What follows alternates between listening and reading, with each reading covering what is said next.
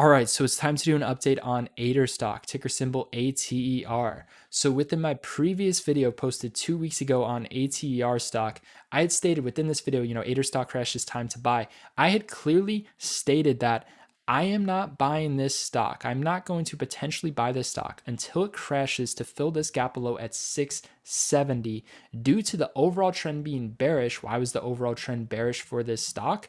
Because it turned your key support level at $9 with huge upside potential as it spiked all the way to $17 into resistance. When you see a stock's key support level right here at $9 with huge upside potential react as a resistance level, how can we tell? How can we identify that this reacted as a key resistance level? Well, look right here. Got to a high of 973, it closed at 844. Look at your new lower highs. Look at these top wicks. Highs right here, new lower highs are forming at $9. New lower highs are forming right here in the 850s to 860s. When you see a key support level right here, $9, with huge upside potential, turn into a resistance level right here, resistance right here, new lower highs, bearish. When you see this occur, yes, for the short term, it could spike back. And within my video, I clearly stated the best case scenario for this stock is it spikes back and it fills the gap at 1049, which it attempted to do. It went to 1016. But your overall trend, meaning if you're holding this, your overall trend is it is still going to fill the gap below. It is still going to get crushed to 670 to fill this gap below due to your key support level with huge upside potential now reacting as a key resistance level, now reacting as lower highs. Therefore, it gets crushed. Why is that so hard to understand? It blows my mind how people can't read the simplest price action of charts. Like seriously, you go on these Reddit forums, you go online and you see people talking about, oh, it's being manipulated, it's being manipulated. Yeah, even if it is being manipulated, it is so obvious that it's going to crash. Huge upside potential, key support, now reacting as resistance, now reacting as a new lower highs. Why would you be bullish if that were to occur? I just don't understand. Why would you be bullish if that were to occur? Right? The inverse happens. Instead of you having that huge upside move, you have that huge downside move. Gaps tend to fill. Gap to fill at 670. It was a no-brainer for me to wait. Now, with that being said, when am I planning to buy the dip? Well, as I stated in that video, I am waiting to see how it reacts towards 670. Now, I wanted to point this out. The chart here looks extremely bearish, and you have multiple gaps waiting to fill now. There's a new gap waiting to fill at 870. There's another gap waiting to fill at 1049. And then for the long term, you have a gap waiting to fill right here at 1672. So with that being said, I'm going to wait for the gap to fill at $6.70. Now, here's what I noticed with ATER stock when it fills its gaps.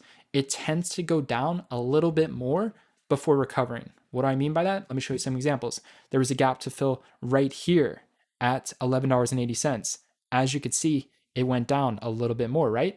And then there was a gap to fill. Where's the other case scenario here? Let's see. There was a gap to fill right here at 1173. As you can see, it went to 1120. So the point being is it tends to crash a little bit more before exactly bottoming at that key gap fill level at 670.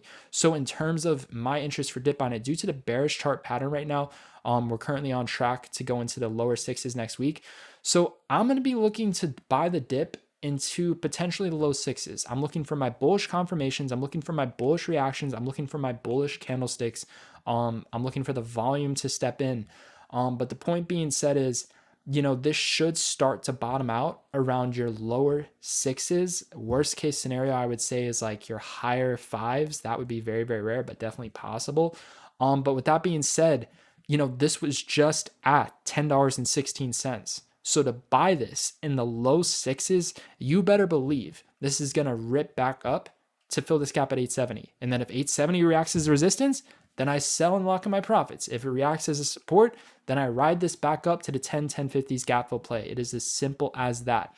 So the plan is to buy this off a bullish confirmation lower than the gap fill price. I'm actually looking to get in lower now than 670 because I've just noticed that this stock, it tends to go down a little bit more once it fills its gap. Then it quickly reverses. So what I'm telling you is it tends to quickly reverse once it fills the gap, but it tends to drop a little bit more before having that reversal, right? So I'm looking to get in towards your low sixes, and then the price target is going to be at 870. It's not going to be at 1050. It's not going to be at $17 because what you have to understand is, 870, there's a gap to fill here. If this reacts as a resistance level, then it's bearish and it's going to go back to your initial entry and potentially lower. If it reacts as a support level, then it's bullish and it's going to pop back up to your next resistance, which would be in the 10 to 1049 gap fill range, right? So my current price target is going to be sitting at $8.70. The buy zone is sitting in the low sixes. I need a bullish reaction. It's not just purely based off of price. I will say though, this is at this point, especially since this was literally $10.16 yesterday, this is kind of one of those plays where it's going to be more of a pure price, but I do want to see a bullish reaction. But low sixes to high fives is just like a pure price I get in for me. So we'll see how it reacts as well though. And the price target's sitting at $8.70. And then from there, we have to see how it reacts. I don't know if 870 is going to react as resistance or support. What I do know is when I dip buy this, I'm going to try my best to ride it up to fill this gap here at 870. And then once that gap fills, if I see it pulling back, if I see bearish candlesticks, if I see it reacting as, resistance at 870, time to lock in profits. If I see it reacting as support, it looks bullish, volume's coming in, right? It looks strong.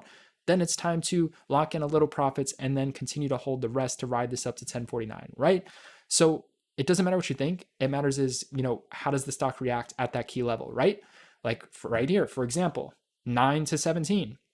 It doesn't matter if you think $9 is going to hold. What matters is how the stock reacts at 9. And right here, it had a positive reaction and everyone was so hyped up. Why I actually sold on October 1st.